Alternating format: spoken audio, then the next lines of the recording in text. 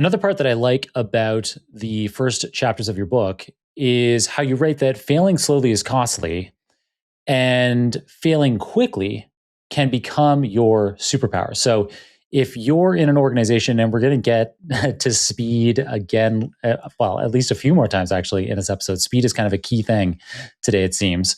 But being able to fail quickly is something that's so important. However, organizational antibodies like the health system, something that was designed to keep an organization healthy. These these structures in an organization, let's call them antibodies to give it kind of like a biological analogy, they actively fight against failure. They're always trying to make sure that everything succeeds.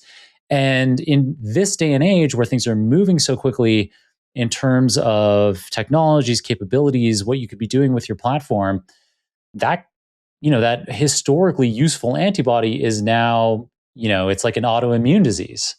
So what are your tips on forcing failure fast on AI projects? It's an interesting problem because I think enterprises, they have these organizational antibodies, as you describe, and they start to really want to stick with projects and ideas maybe longer than they should. And I think also they are kind of accustomed to the traditional way of software engineering and building products, which is that the initial product will maybe not have full functionality, but if you stick with it long enough, you can build out to the point where it's useful. But now, building with AI and building AI-infused products and features, going from zero to prototype is nearly instantaneous. And so it requires a mindset shift and an organizational behavior shift that can be hard to execute at the enterprise level. Just to give an example, I remember early on at Pattern, we wanted to build a text to SQL chatbot. And having interviewed hundreds of people for AI engineer roles and talking to people across the industry, I swear every single company tried to do this. We all tried to build some sort of text to SQL chatbot that would just solve the problem of being able to retrieve data from our endlessly complex databases.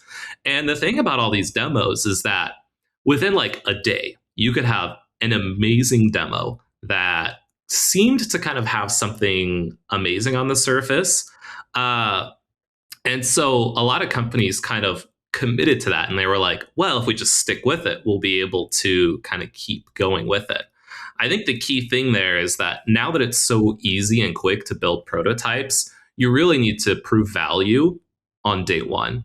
If you can't prove value on day one, then you need to toss it out and start all over again. And that's a really hard thing to tell people, to just toss out their ideas.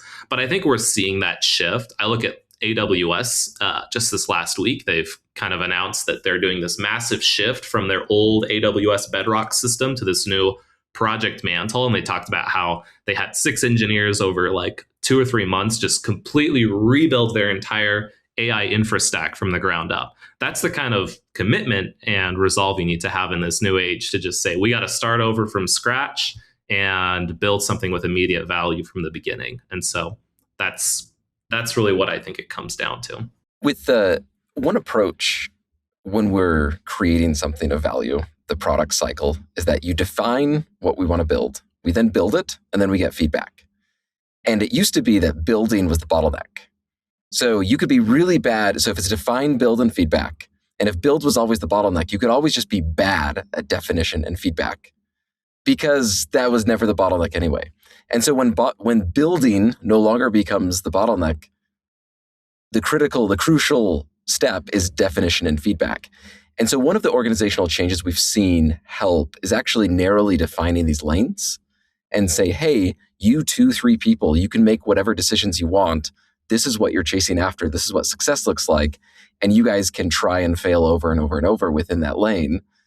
And by involving fewer people, it ends up that those who are working on the project feel much more comfortable trying things out and failing, because they're not failing in front of such a large audience.